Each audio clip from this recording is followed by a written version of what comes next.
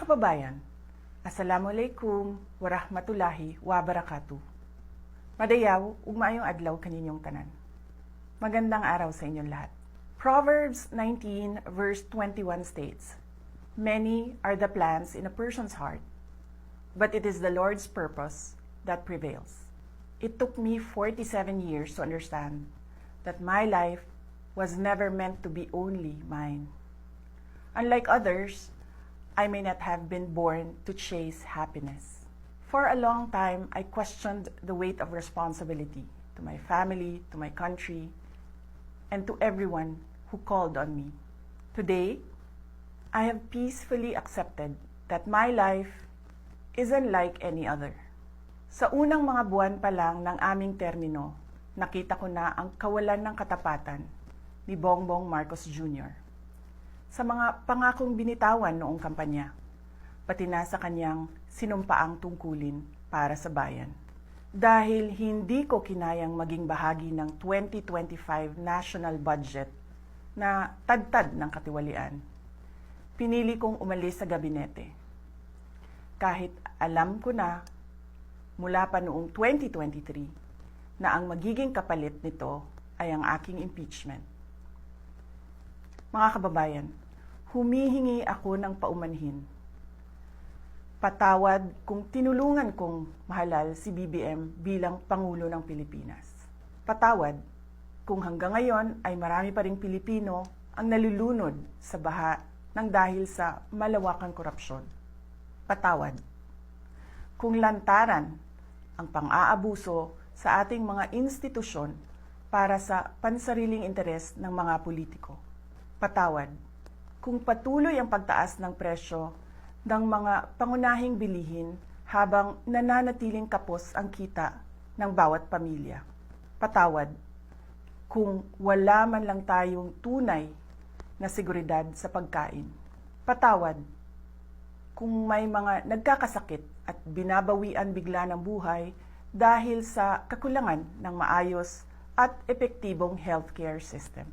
Patawad kung ang mga dinadaanan ninyong kalsada, tulay at proyektong pinondohan ng taong bayan ay madalas masira. Patawad kung ang krimen, iligal na droga at terorismo ay tila unti-unti nang lumalapit sa pintuan ng ating mga tahanan. At patawad kung wala tayong malinaw at tunay na independent foreign policy.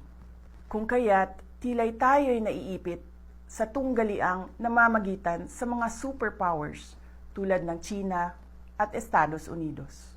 Madalas, iniiwasan ng mga politiko ang maagang paghayag ng kanilang mga plano upang hindi sila maging target ng pag-atake. Ngunit matagal nang sinira ng administrasyong ito ang pangalan ko. Matagal na akong inaatake gamit ang buong makinarya ng kapangyarihan. Mula sa mga scripted na investigasyon na ibinalot sa katagang in aid of legislation, sa pagkidnap ng aking ama, hanggang sa mga samut-saring paratang na pilit inuulit-ulit hanggang magmukhang totoo. Marahil ay matagal na rin akong hinatulan sa mata ng iilan. Hindi ako kailanman natakot sa pagsira nila ng pangalan ko. Ngunit may takot ako para sa ating mga anak. May takot ako para sa mga susunod na henerasyon. May takot ako para sa mga kababayan nating walang bahay sa ibang bansa, walang pangalawang pasaporte, walang ibang matatakbuhan kundi ang Pilipinas. Kahit ito'y patuloy na nalulugmok sa kahirapan. Na ako'y kahadlok nga, moabot ang adlaw nga dawato na lang nato ang kapobrehon isip kapalaran. Nga maanad na ta sa sayop, nga mawad-an na lang ta og paglaom.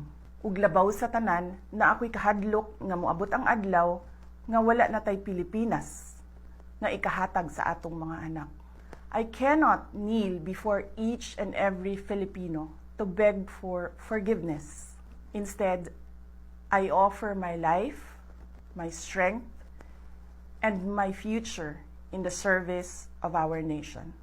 Mga kababayan, ibalik natin ang tapang at malasakit. Para sa Diyos, para sa bayan, at para sa bawat pamilyang Pilipino.